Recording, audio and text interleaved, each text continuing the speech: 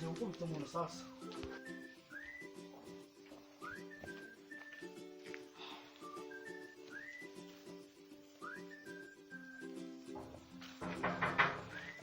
Yeah.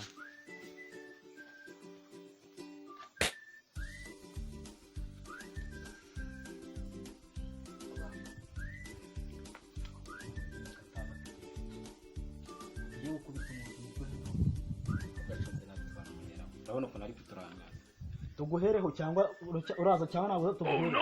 Turagusangamo aho deni. nane bupowe gake urakiraje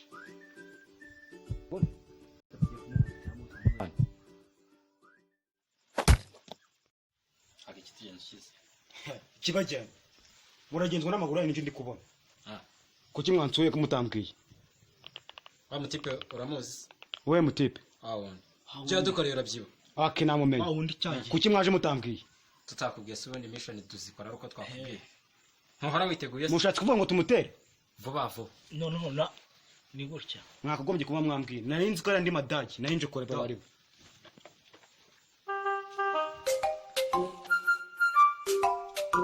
nta nubwo nitegura birenze twagiye nta n'ikintu nawe urabyumva nta menyo ndi bumusigire namenye ushaka kumusigira kandi ngo kongeye kumuzanira Namenye. kano kayita kwe vuba vuba Kanze ngo ubundi tukujya twamuvuga. Tukakubita rimwe. Don.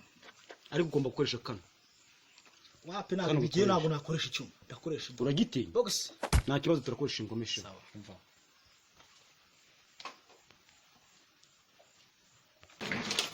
kabanze mfunga imbomo yanjye sha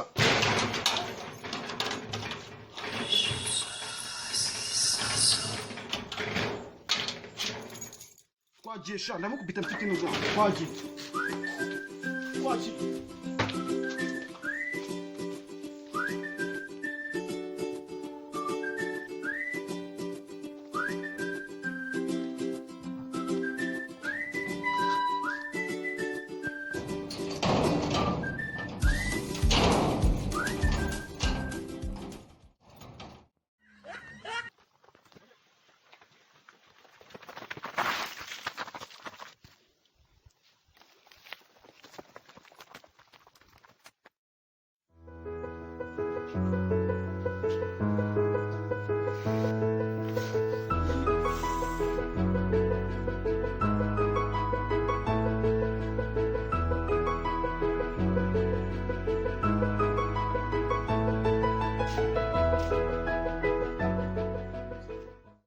Maitre.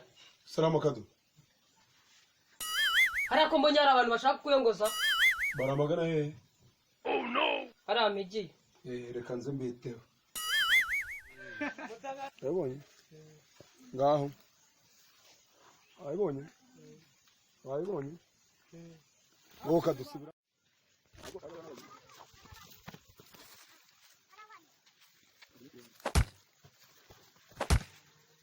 Maitre haka Reka ntabwo ari Maitre haka ahubwo kambasira igipitano Maitre haka cyagiye Maitre wajesha Shaka Maitre? ndashaka Maitre wawe ari Maitre haka arakumena gahanga. ntabwo kubembwira hagobutse Arakwica ni nk'inkuru.